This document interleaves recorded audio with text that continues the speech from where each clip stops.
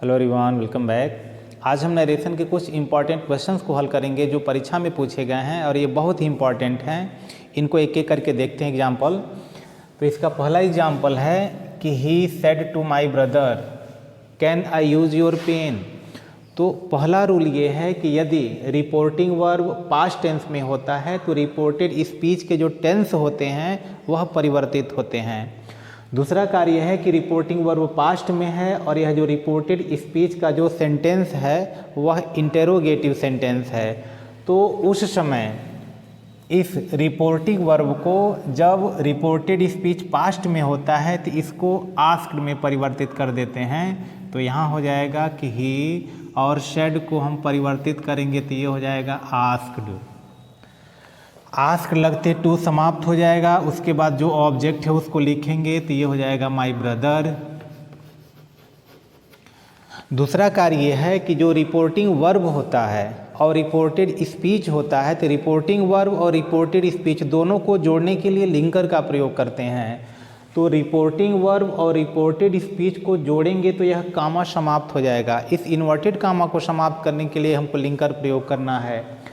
तो अब हम इंटेरोगेटिव सेंटेंस को जब हम जोड़ते हैं तो उसके लिए रूल है कि यदि रिपोर्टेड स्पीच का सेंटेंस किसी सहायक क्रिया से यानी हेल्पिंग वर्ब से शुरू होता है, जैसे यहाँ हेल्पिंग वर्ब से शुरू हुआ है can, could, may, might, do, does, has, have, जिससे भी शुरू होगा तो उसको हम इफ़ या वेदर से जोड़ते हैं। इफ़ या वेदर, इन दोनों में से हम किसी से भी जोड़ सकते हैं, इसके लिए आप स्वतंत्र हैं। अब जैसे ही यह इफ़ या वेदर से जुड़ जाता है तो जो हमारा रिपोर्टेड स्पीच होता है वह असर्टिव सेंटेंस में हो जाता है। तो अब इसको हम असर्टिव सेंटेंस में परिवर्तित कर देंगे। तो असर्टिव सेंटेंस का रूल ये होता है कि सबसे पहले हम सब्जेक्ट लिखते हैं, उसके बाद जो भी सहायक क्रिया होगा चाहे मुख्य क्रिया होगा हम उसको लिख देते हैं। तो इसमें जो हमारा सब्जेक्ट है वह है आई। तो अब यहाँ ध्यान देना है कि जो रिपोर्टेड स्पीच का अगर कोई भी फर्स्ट पर्सन होता है तो फर्स्ट पर्सन हमेशा सब्जेक्ट के अनुसार बदलता है, यानी रिपोर्टिंग वर्ब के सब्जेक्ट के अनुसार, और रिपोर्टेड स्पीच में आने वाला जो भी सेकेंड पर्सन होता है रिपोर्टिंग वर्ब के हमेशा ऑब्जेक्ट के अनुसार बदलता है। तो अब यहाँ आया है आई, फर्स्ट पर्सन है, सिंगुलर नंबर है, तो अब यहाँ ही के अनुसार बदलना है। अब लिखेंगे क्या?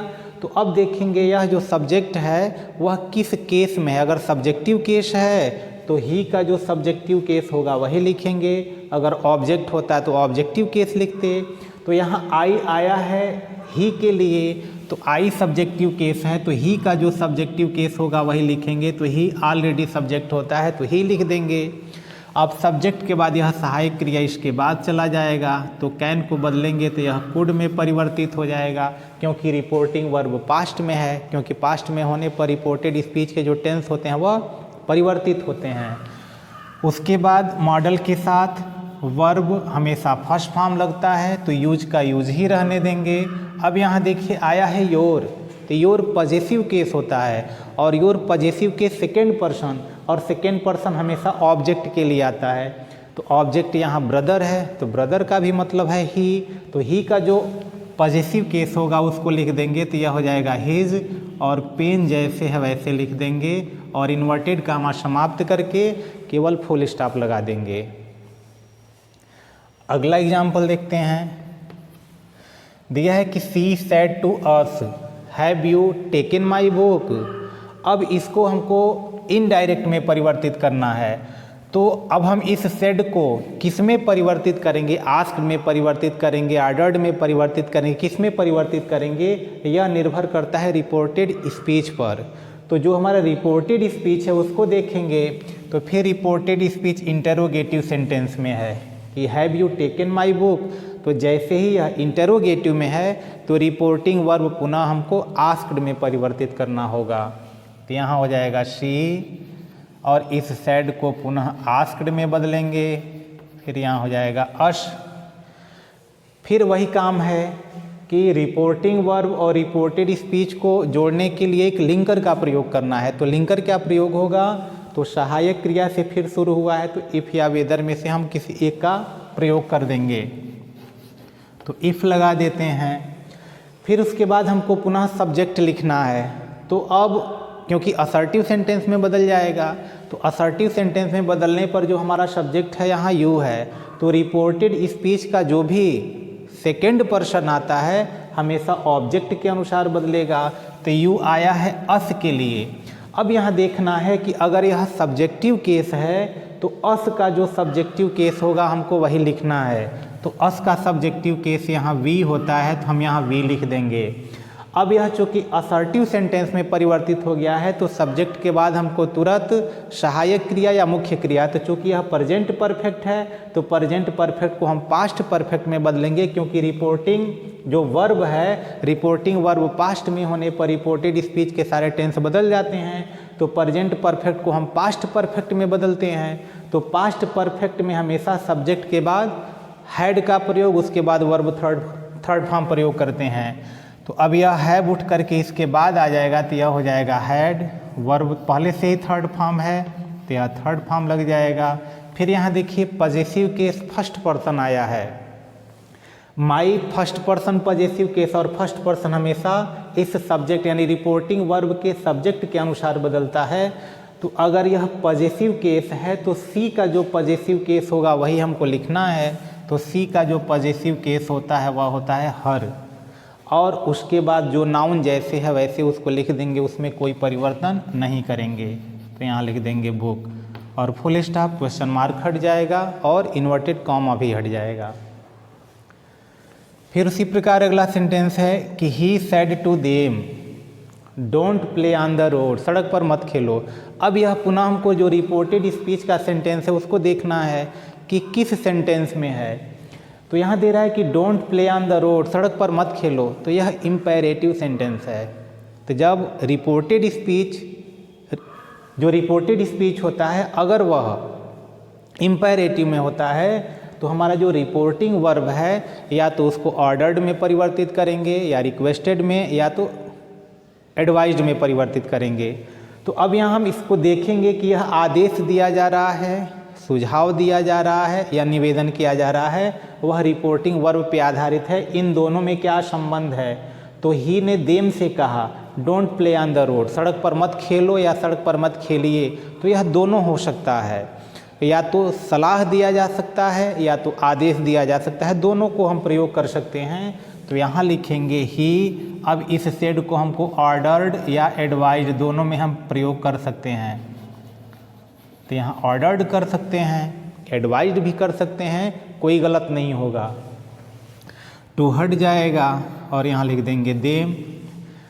फिर यहाँ रिपोर्टिंग वर्ब और रिपोर्टेड स्पीच के दोनों सेंटेंस को हमको जोड़ने के लिए लिंकर का प्रयोग करना है। तो लिंकर क्या प्रयोग करेंगे? तो इम्पेरेटिव सेंटेंस में जो लिंकर होता है वह टू का प्रयोग करते हैं। तो अब टू का प्रयोग करेंगे तो टू हमेशा वर्ब के पहले ही आता है। तो वर्ब यहाँ है और उसके पहले डू नॉट दिया है, तो डू नॉट को हम पहले नॉट में परिवर्तित करेंगे और उसके बाद टू से जोड़ देंगे। ये ध्यान देना है, डू नॉट आने पर हम नॉट टू यानी पहले नॉट लिखेंगे तो डू नॉट समाप्त हो जाएगा, और वर्ब के पहले हम टू प्रयोग कर देंगे यानी जोड़ देंगे, और बाकी जो सेंटेंस जैसे है वैसे लिखेंगे। वर्ब में किसी प्रकार का कोई परिवर्तन नहीं करते हैं, और अगर कोई प्रोनाउन होगा यानी फर्स्ट पर्सन या सेकेंड पर्सन तब तो उसको बदलेंगे, अन्यथा नहीं बदलेंगे। तो वर्ब फर्स्ट फॉर्म जैसे है वैसे ही लिखेंगे। तो ये हो जाएगा प्ले ऑन द रोड, और इन्वर्टेड कामा हट जाएगा। एक और रूल है इसके लिए, अगर यहाँ डू नॉट आता है तो डू नॉट आने पर यहाँ हम सेड को फॉरवर्ड में परिवर्तित कर देते हैं, यानी केवल डू नॉट आने पर उस समय हम सेड को FORBADE में परिवर्तित कर देंगे और इस डू नॉट को हटा देते हैं। तो इसके लिए हो जाएगा ही फॉरवर्ड देम। अब ये नॉट हट गया, केवल टू से जोड़ देंगे, to play on the road. यह भी हो सकता है, अन्यथा नॉट से भी हम जोड़ करके इसको ऑर्डर्ड में या एडवाइज जिसमें बदलना है बदल करके हम लिख सकते हैं। अगला सेंटेंस देखते हैं, दिया है कि she said how beautiful the scenery is. अब हमारा जो रिपोर्टेड स्पीच है वह रिपोर्टेड स्पीच को देखना है कि किस सेंटेंस में है। तो हमारा रिपोर्टेड स्पीच एक्सक्लेमेटरी सेंटेंस है, क्योंकि अंत में देखिए एक्सक्लेमेशन मार्क लगा हुआ है और यह आश्चर्य प्रकट कर रहा है, विस्मय बोधक है, क्योंकि आश्चर्य प्रकट कर रहा है कि how beautiful the scenery is, यानी दृश्य कितना सुंदर है। तो यह विस्मय प्रकट कर रहा है, आश्चर्य प्रकट कर रहा है, इसलिए एक्सक्लेमेटरी सेंटेंस है। एक्सक्लेमेटरी सेंटेंस होने पर यहाँ कर देंगे सब्जेक्ट, जैसे है लिख देंगे, उसके बाद इस वर्ब को एक्सक्लेम्ड में परिवर्तित कर देते हैं। एक्सक्लेम्ड ये हो गया। तो शी एक्सक्लेम्ड यानी रिपोर्टिंग वर्ब को, सेड को हम एक्सक्लेम्ड में परिवर्तित कर देंगे। अब रिपोर्टिंग वर्ब और रिपोर्टेड स्पीच को यहाँ भी जोड़ने के लिए हमको लिंकर का प्रयोग करना है, तो वह लिंकर यहाँ प्रयोग होगा दैट। यानी जब रिपोर्टेड स्पीच का जो सेंटेंस अगर एक्सक्लेमेटरी सेंटेंस होता है तो उस समय हम लिंकर का प्रयोग दैट करते हैं। उसके बाद पुनः जो यह एक्सक्लेमेटरी सेंटेंस है इसको हमको असर्टिव में परिवर्तित करना है, क्योंकि इंटरोगेटिव को भी असर्टिव में, असर्टिव तो असर्टिव में होगा ही। अब यह जो एक्सक्लेमेटरी सेंटेंस है, इस एक्सक्लेमेटरी सेंटेंस को भी हम असर्टिव में परिवर्तित कर देंगे। तो असर्टिव में सबसे पहले हमको सब्जेक्ट लिखना होता है और सब्जेक्ट हमेशा वर्ब के पहले ही मिलेगा। तो देखिए सहायक क्रिया है तो सहायक क्रिया के पहले ही मिलेगा। तो सहायक क्रिया हमारा द सीनरी हो गया, तो यहाँ लिखेंगे द सीनरी। इज को पास्ट में बदलेंगे तो यहाँ हो जाएगा वाज। इस हाउ को परिवर्तित कर देते हैं वेरी में, यहाँ ध्यान देना है, हाउ को परिवर्तित कर देंगे वेरी में, और यहाँ जो हमारा एडजेक्टिव है उसको उसी तरह लिख देंगे ब्यूटीफुल, ये हुआ। और इन्वर्टेड कामा हट करके केवल फुल स्टॉप लग जाएगा, और एक्सक्लेमेशन जो हमारा मार्क है वह भी समाप्त हो जाएगा। तो यहाँ हो गया कि she exclaimed that the scenery was very beautiful. अगला सेंटेंस है कि the teacher said to students why did you not solve this question. अब यह इंटेरोगेटिव है क्योंकि प्रश्न पूछा जा रहा है, अंत में क्वेश्चन मार्क भी लगा हुआ है। तो जैसे ही रिपोर्टेड स्पीच इंटेरोगेटिव सेंटेंस में होता है तो रिपोर्टिंग वर्ब को आस्क्ड में परिवर्तित कर देते हैं। तो यहाँ हो जाएगा टीचर और यहाँ हो जाएगा आस्क्ड, अब यहाँ हो जाएगा स्टूडेंट्स। अब रिपोर्टिंग वर्ब और रिपोर्टेड स्पीच को जोड़ने का काम करना है। तो यदि सहायक क्रिया से देखिए यहाँ शुरू हुआ है तो इफ से जुड़ा हुआ है, यहाँ पर भी सहायक क्रिया से तो इफ से जोड़े हैं, यहाँ सहायक क्रिया से न शुरू हो करके यहाँ प्रश्न पूछने वाले यानी क्वेश्चन वर्ड से शुरू हो रहा है। तो जब रिपोर्टेड स्पीच का सेंटेंस जो इंट्रोगेटिव में है तो इंटेरोगेटिव में अगर है और वह क्वेश्चन वर्ड से प्रारंभ हो रहा है तो इसी क्वेश्चन वर्ड से इसको जोड़ देते हैं। तो यहाँ हो जाएगा वाई। फिर उसके बाद वही प्रक्रिया है कि सबसे पहले हम सब्जेक्ट लिखेंगे, तो सब्जेक्ट यहाँ यू है और सेकेंड पर्सन हमेशा ऑब्जेक्ट के लिए आता है। स्टूडेंट्स मतलब थर्ड पर्सन दे, क्योंकि प्लूरल नंबर में है तो दे, तो यू को हम परिवर्तित कर देंगे दे में, क्योंकि यू सब्जेक्टिव केस है। और स्टूडेंट्स के लिए हमको प्रोनाउन प्रयोग करना होगा तो वह होगा दे, क्योंकि यू स्टूडेंट्स के लिए आया है, स्टूडेंट्स प्लूरल नंबर, तो दे यहाँ प्लूरल नंबर उसके लिए प्रयोग होगा। अब यह डिड उठ करके इनके बाद में, क्योंकि हमको असर्टिव सेंटेंस में परिवर्तित करना है तो पास्ट इंडिफिनिट है, तो पास्ट इंडिफिनिट को जब हम परिवर्तित कर देते हैं तो वह पास्ट परफेक्ट टेंस में चला जाता है। और पास्ट परफेक्ट टेंस का जो सहायक क्रिया होता है वह हैड होता है, तो हैड लग जाएगा। नेगेटिव सेंटेंस है तो नॉट लिख देंगे। और जो वर्ब होता है पास्ट परफेक्ट में हमेशा थर्ड फॉर्म लगता है, तो इसलिए यहाँ पे थर्ड फॉर्म लिखेंगे, तो ये हो जाएगा सॉल्व्ड। और दिस को परिवर्तित करते हैं तो वह दैट हो जाता है। और नाउन में कोई परिवर्तन नहीं, जैसे है वैसे लिख देते हैं और क्वेश्चन मार्क हटा करके केवल फुल स्टॉप लग जाएगा। अगला क्वेश्चन देखते हैं। दिया है कि he said alas my uncle is no more. Alas my uncle is no more. अब यहाँ ध्यान दीजिए, दिया है एलास दुख की बात है, माई अंकल इज नो मोर, मेरे चाचा जी अब नहीं रहे। तो इस प्रकार भी अब दुख का अगर बोध करा रहा है, एक्सप्रेस कर रहा है, तो एक्सक्लेमेटरी सेंटेंस है। तो इस सैड को हमको एक्सक्लेम्ड में परिवर्तित कर देना है, तो यहाँ हो जाएगा ही एक्सक्लेम्ड। अब इस सेंटेंस को पढ़ेंगे तो दिया है एलास। एलास दुख को बोध कराने के लिए प्रयोग किया जाने वाला जो वर्ड है, तो इसके लिए हम कर देंगे विद सॉरो, विद सॉरो। अगर यहाँ कोई प्रसन्नता का बोध कराने वाला होता तो विद डिलाइट कर देते, जॉय कर देते। यानी जिस सेंस में होगा एक्सक्लेमेटरी सेंटेंस, विद के बाद उस प्रकार का जो भी शब्द होगा उसके लिए प्रयोग होने वाला उसका प्रयोग कर देंगे। फिर यहाँ जोड़ने का काम हम करेंगे, जो लिंकर के रूप में प्रयोग करेंगे वह होता है दैट। अब यहाँ माई फर्स्ट पर्सन का पॉजेसिव केस, और फर्स्ट पर्सन हमेशा सब्जेक्ट के लिए, तो माई ही के अनुसार बदलेगा। तो माई पॉजेसिव केस है तो ही का जो पॉजेसिव केस होगा वही लिखेंगे, तो वहाँ हो जाएगा हिज।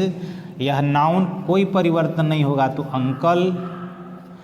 इज को वाज में कर देंगे, और नो मोर जैसे है वैसे लिख देंगे, नो मोर, और कॉमा हट जाएगा, फुल स्टॉप लग जाएगा। अब लास्ट सेंटेंस देखते हैं। तो लास्ट सेंटेंस दिया है कि I said hurray we won the match. अब यहाँ देखिए पुनः संबोधन यानी एक्सक्लेमेशन मार्क दिया है, और यह प्रसन्नता का बोध करा रहा है, खुशी का बोध करा रहा है।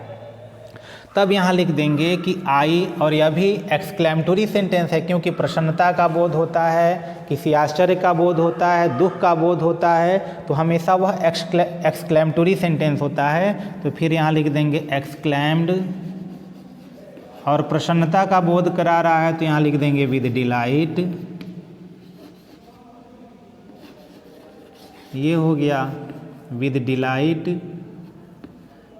या विद जॉय, यह भी कह सकते हैं। और यहाँ पे हम जोड़ने का जो कार्य है लिंकर दैट प्रयोग करेंगे। अब यहाँ आया है वी फर्स्ट पर्सन, और फर्स्ट पर्सन में प्लूरल नंबर है, और फर्स्ट पर्सन हमेशा सब्जेक्ट के अनुसार। तो चूंकि यहाँ आई भी फर्स्ट पर्सन है, इसका जो प्लूरल नंबर है वही लिखेंगे, तो आई का प्लूरल नंबर वी होता है, तो यहाँ पर वी लिखा जाएगा। अब टेंस में चलते हैं। तो टेंस पास्ट इंडिफिनिट है, तो पास्ट इंडिफिनिट को परिवर्तित करते हैं पास्ट परफेक्ट में, तो इसलिए यहाँ पे हो जाएगा हैड, और यहाँ हो जाएगा वॉन, और ये हो जाएगा द मैच। तो इस प्रकार यह कुछ जो इम्पॉर्टेंट क्वेश्चन थे जो परीक्षा में पूछे गए थे उनका सॉल्यूशन हुआ। तो कमेंट करके निश्चित रूप से बताएंगे कि आपको वीडियो कैसा लगा। आपके कमेंट करने से ही पता चलेगा आपको समझ में आ रहा है कि नहीं आ रहा है। अगर किसी प्रकार की कोई दिक्कत है तो उसे कमेंट करके पूछें वीडियो कैसा लगा। अगर अब तक आपने चैनल को सब्सक्राइब नहीं किया तो सब्सक्राइब भी कर लेंगे। फिर मिलते हैं किसी अन्य वीडियो में, तब तक के लिए गुड।